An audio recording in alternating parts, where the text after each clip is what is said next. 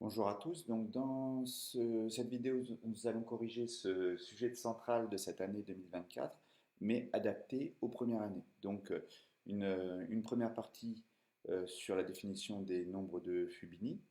Ensuite, une majoration des nombres de Fubini, ici, que je vous mets. Ensuite, euh, en partie suivante, nous aurons l'introduction d'une suite, la suite d'appels, ici, qui était déjà dans le sujet initial. Hein. Quasiment tout a été pris du sujet initial, mais traité différemment. Voilà. Fn comme la limite d'une suite. Donc justement, là, on ne pouvait pas utiliser les séries entières. Donc j'ai tout fait de façon différente, hein, ici. Mais ça s'inspire quand même beaucoup du sujet original. Ensuite, une quatrième partie sur un équivalent de Fn qu'on obtient par des comparaisons série intégrale, comme vous pouvez le voir ici. Donc, avec l'utilisation de la formule de Stirling pour la dernière question. Voilà donc pour la décomposition de ce sujet. Alors, dans cette première question, de cette première partie, on vous définit le nombre de Fubini. Les nombres de Fubini, c'est une suite. Et ici, on vous demandait de calculer F1, F2, F3. La seule difficulté, c'est que lorsqu'on utilise la formule qu'il y a ici écrit tout en haut, ici, en noir, vous avez F3 qui est égal à la somme de k égale 0 jusqu'à n-1, donc 3 moins 1, donc jusqu'à 2. Ça, vous n'étiez pas trompé. Mais ici, certains avaient remplacé le n par 2 au lieu de remplacer n par 3. Ici, vous voyez bien que n, 3 ici. Voilà. Donc c'était la seule difficulté. Voilà. Et ici FK. Et comme on avait calculé F1 et F0, F2 préalablement, et F0 on vous le donnait, il n'y avait aucune difficulté ensuite à calculer le F3 par exemple. Donc j'en dirai pas plus. On passe à la deuxième question. Pour la deuxième question, on devait compter le nombre de partitions ordonnées de l'ensemble à un élément constitué de 1. Donc il n'y a qu'une seule partition. C'est la partition constituée du singleton 1. Donc, une seule partition ordonnée.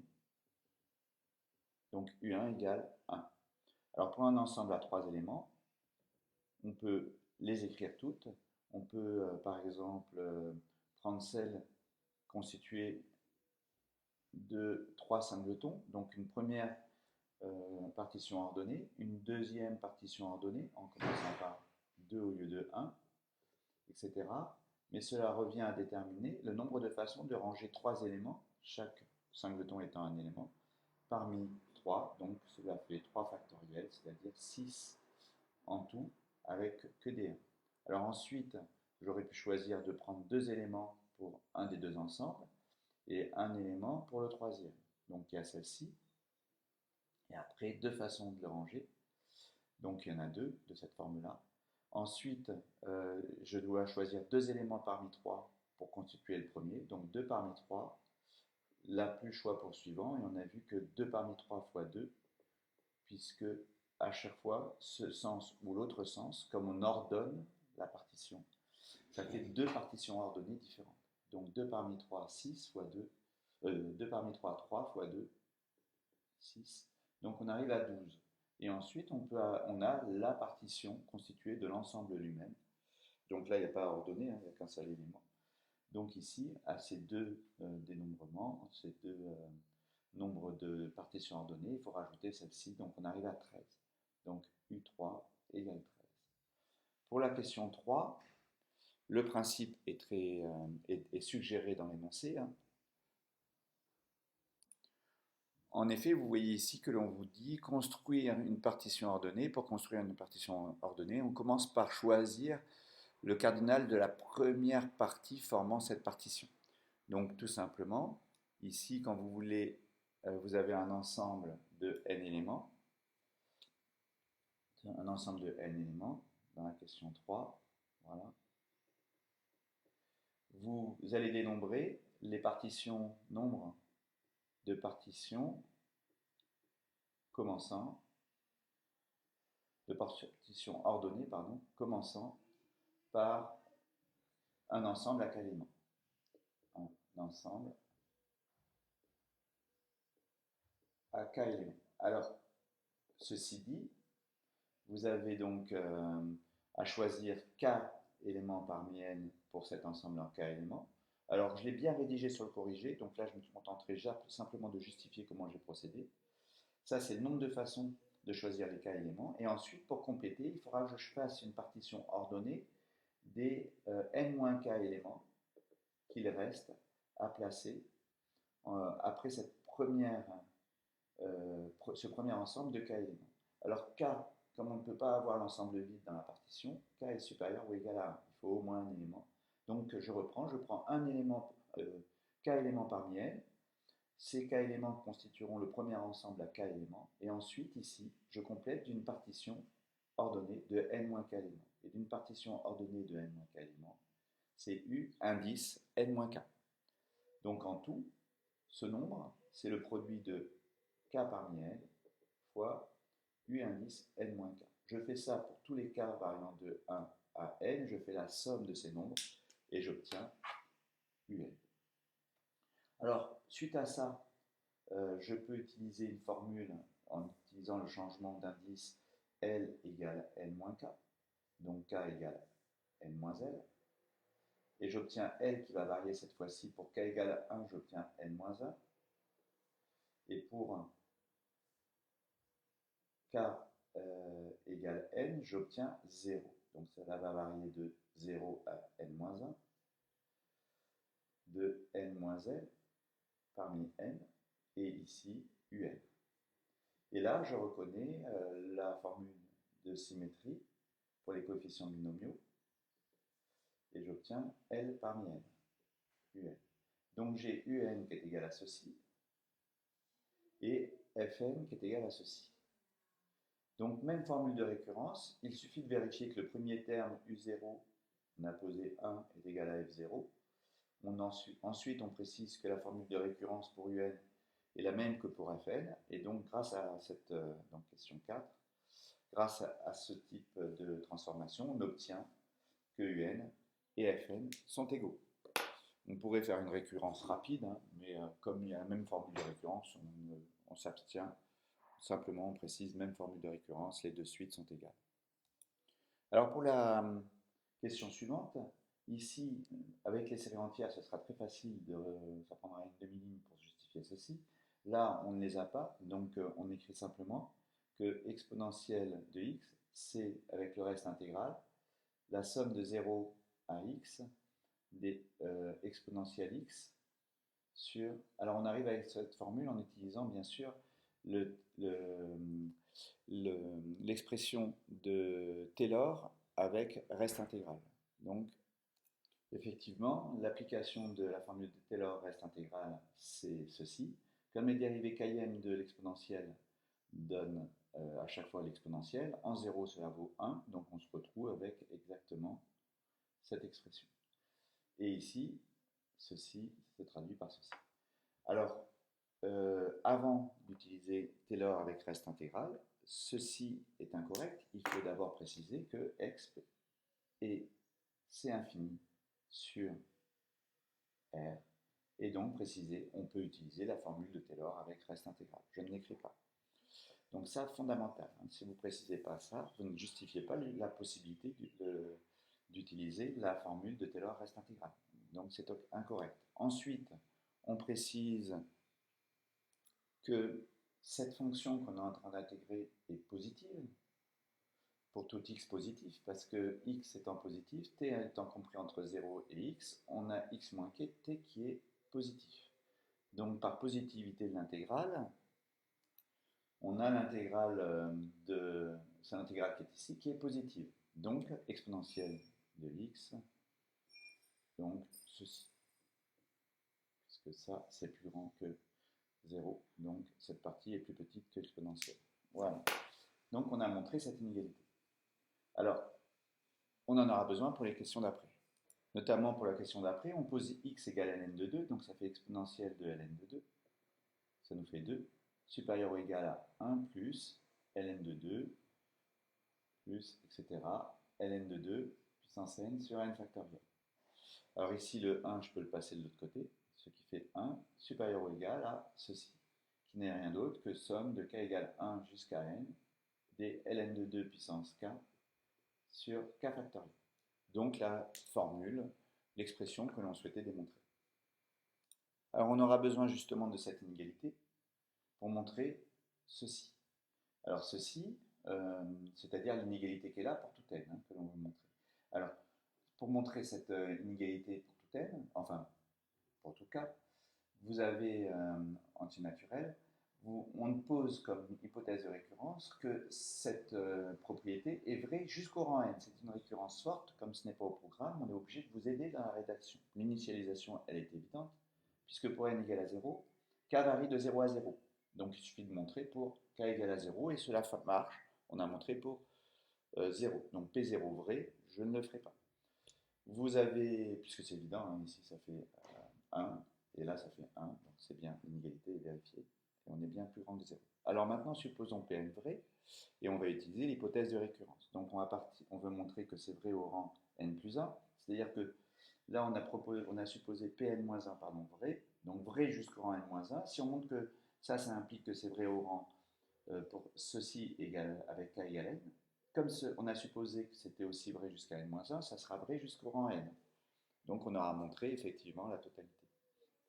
Alors, on part de ceci et on veut arriver inférieur ou égal à ceci avec une puissance n, et on va utiliser la formule que l'on connaît sur Fn. Alors grâce à la partie précédente, on a montré que Fn était égal aussi à ceci. Alors on n'avait pas besoin, en réalité on a juste un changement d'indice ici à faire, c'est comme dans la question d'avant.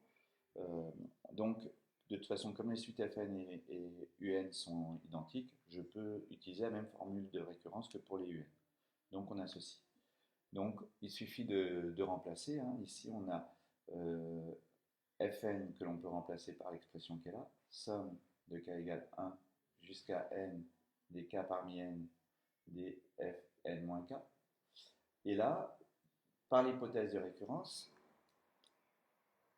hypothèse Pn-1 vrai, comme on a cette inégalité qui est vraie pour tout k appartenant à 0, n-1, et que là, n-k varie entre n-1 et 0, donc on peut appliquer ceci.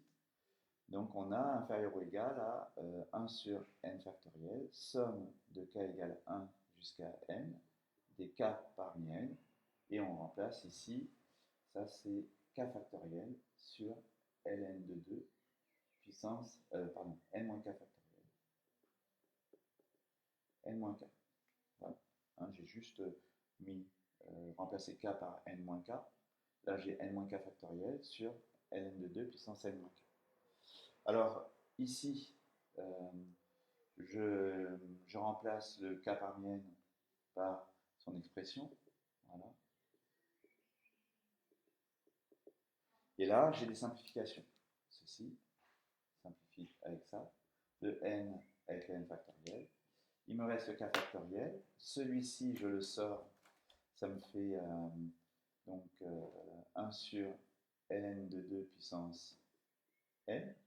Et là, la somme de k égale 1 jusqu'à n. Ici, ln de 2 puissance n-k, je le mets en haut, ça me fait ln de 2 puissance k sur k factoriel. Et ça, je viens de montrer que c'était inférieur ou égal à 1. Donc c'est inférieur ou égal à ln de 2 puissance n. Voilà. Alors j'ai effacé avant de conclure, mais ici effectivement on avait réussi à montrer que c'était vrai pour n. Comme c'était vrai jusqu'au rang n-1, supposé n-1, donc c'est vrai pour le rang n jusqu'à n-1, supposé. Ça devient vrai jusqu'au rang n. Donc on a montré l'hypothèse, quelle que soit l'hypothèse qui était marquée Pn, quel que soit n. Alors on passe à la partie 3.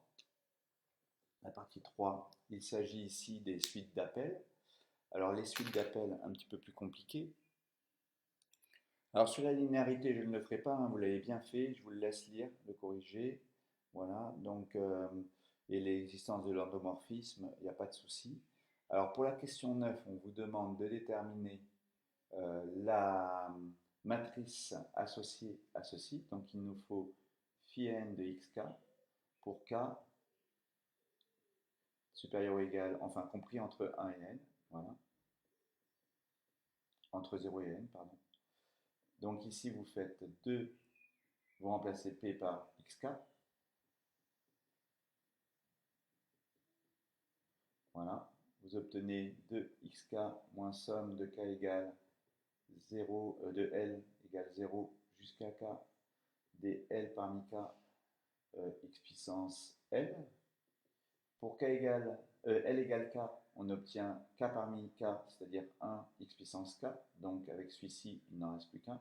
Enfin, ces deux-là, il ne nous en reste plus qu'un. Et ici, il me reste tous les termes jusqu'à k-1, pardon. Voilà.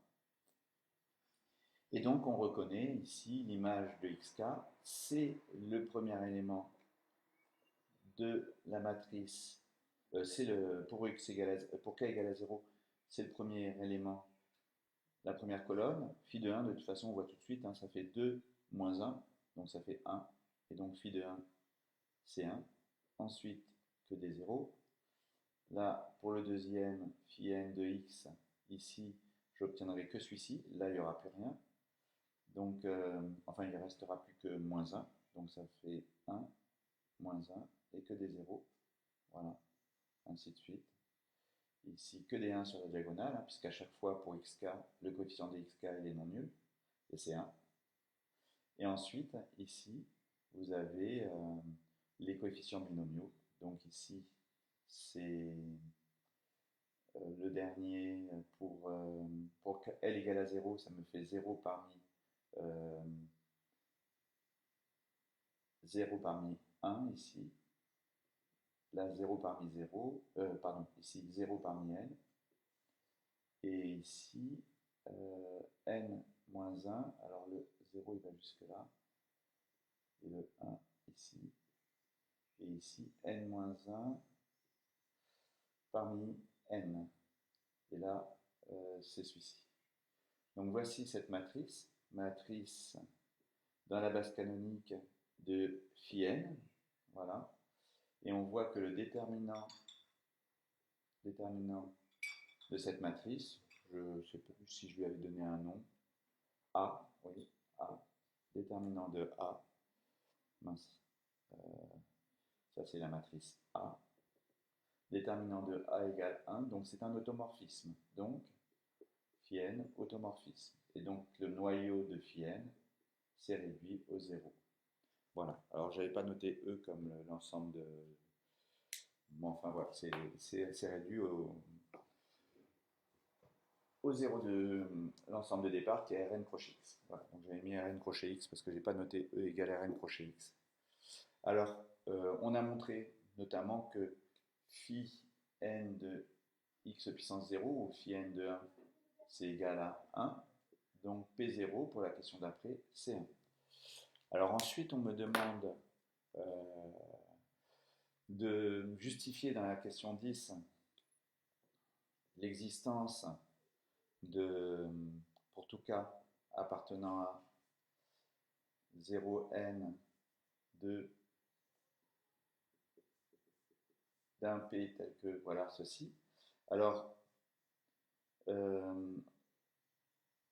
comme phi n automorphisme, quel que soit k appartenant à 0n, il existe un unique pk appartenant à Rn crochet x, tel que phi de pk égale xk. Et donc on a justifié phi n de pk égale xk. Phi n de pk, c'est effectivement l'expression qu'on nous demandait, hein, 2 pk moins pk, voilà, j'ai oublié le x, voilà. Donc on a justifié, hein, pour la question 10 du fait que l'automorphisme, phi n est un automorphisme, donc on a un antécédent pour tout élément de l'ensemble d'arrivée. Donc l'ensemble d'arrivée ici c'est de Rn crochet x dans Rn crochet, je ne l'avais pas marqué. Alors ensuite, pour le degré, alors il y a plein de choses qui nous permettent de dire que le degré de pk va être k. La stabilité, alors ce que l'on peut faire, c'est montrer que si P égale somme de K égale 0 jusqu'à de L égale 0 jusqu'à K des AK XK, faire phi n de P, et comme je l'ai écrit, finir par obtenir que le coefficient ici du bonhomme de P au degré, c'est AK. Voilà. Donc à ce moment-là, ils ont même bonhomme de P, même degré. Donc degré de phi n de P égale degré de P. Et auquel cas, vous regarderez corriger avec le détail des calculs, phi n de P. Donc on a égalité du polynôme image et du polynôme de départ. Donc forcément, on a justifié la question 11 beaucoup mieux qu'elle n'était, on nous le demandait. Donc je me contenterai de cette démonstration.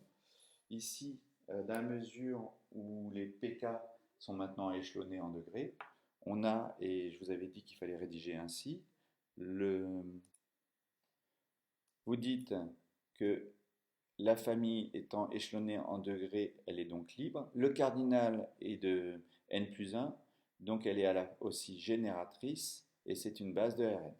Voilà comment on rédigera. Ensuite, pour la question 13, pardon, dans la mesure où on vient de montrer que Ln est une base, on a la décomposition dans cette base qui existe et qui est unique. Donc, plus besoin de justifier grand-chose. Vous avez la famille, on rappelle simplement que la famille, je me suis trompé, c'est pas la bonne. Ici, on rappelle que la famille est une base, donc la décomposition dans cette base est unique. On n'a rien besoin de dire de plus pour la question 13. Pardon. Ensuite, pour la question d'après, on précise ici qu'on a bien remarqué que c'était la dérivée d'une composée, et donc on obtient la dérivée de Q qui est égale à P' de x plus 1 si Q est égal à P de x plus 1. Et donc ici, par itération, on a la dérivée Jm qui est égale à dérivée Jm de P en x plus 1. Donc à partir de là, ça devient évident de démontrer que si je fais phi n de P dérivée Jm, c'est ceci en x plus, voilà, moins, pardon. Voilà, ici je reconnais Q dérivée Jm en x, voilà.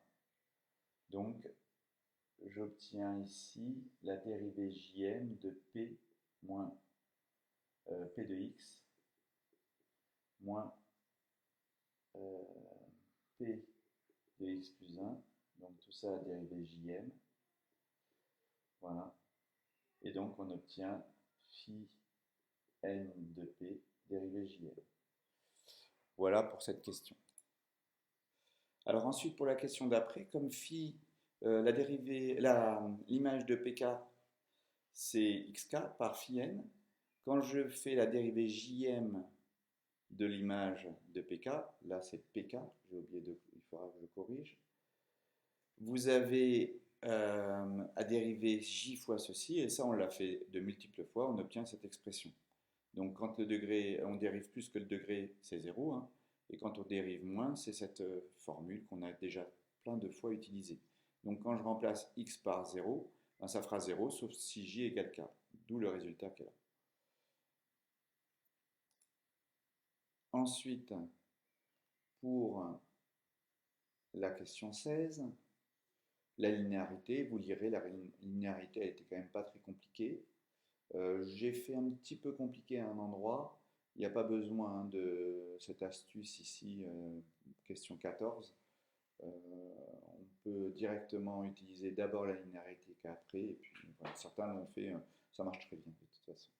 Alors c'est surtout la question 17 qui est intéressante. Donc la question 17, vous aviez à faire phi n de PL. Phi n de PL, on remplace, ça nous fait somme de k égale 0 jusqu'à n des phi n de PL dérivé k fois en 0 et sur k factoriel pk. Or là, il y a quelque chose de très intéressant parce que quand L, avec ce qu'on a montré juste avant, quand L est égal à K, ça nous fait, K factoriel, et sinon, ça nous fait 0. Donc ici, on obtient L factoriel sur L factoriel. Voilà. Donc ça nous fait PL. Donc phi n, en fait, n'est rien d'autre que l'identité. C'est l'identité. À partir du moment où c'est l'identité, quand je fais phi n de P, question 18, phi n de P, c'est égal à P. Et ça me fait ceci. Donc si je fais phi n, voilà, j'obtiens ceci. Et ça me fait P. Donc on obtient vraiment l'égalité qui était à montrer dans la question 18. Donc rien de bien... Voilà. Alors pour la question 19, la matrice de passage, quand je fais la matrice de passage de L vers B, je dois faire, c'est égal à la matrice de B de phi n quand je prends l'image des éléments de B dans des éléments de quand je vais de la base canonique dans la base L. Voilà. Alors, j'ai pas été clair, je vais me réexprimer les choses correctement. Je vais réexprimer les choses. Lorsque vous devez déterminer cette matrice de psi n de B, avec B pour la base de départ et L pour la base d'arrivée, on n'a pas la même base au départ et à l'arrivée, parce que c'est un endomorphisme. On aurait pu choisir la même base, mais à ce moment-là, on aurait eu des 1 sur la diagonale, parce qu'on avait la même base à l'arrivée, au départ et à l'arrivée, et comme c'est l'identité, on obtenait les mêmes valeurs. Sauf que là, quand je fais psi n de x0, j'obtiens ici les expressions dans pk, dans la base L donc. Et ici, j'obtiens les éléments dans la base L. Donc par définition, ce n'est que x0 exprimé dans L. Exprimé dans L, puisque ça, c'est x0. Donc c'est x0 décomposé dans L, puisque c'est une somme, une combinaison linéaire des éléments de L, de la base L. Donc ici, c'est forcément ici la matrice de passage de L vers B.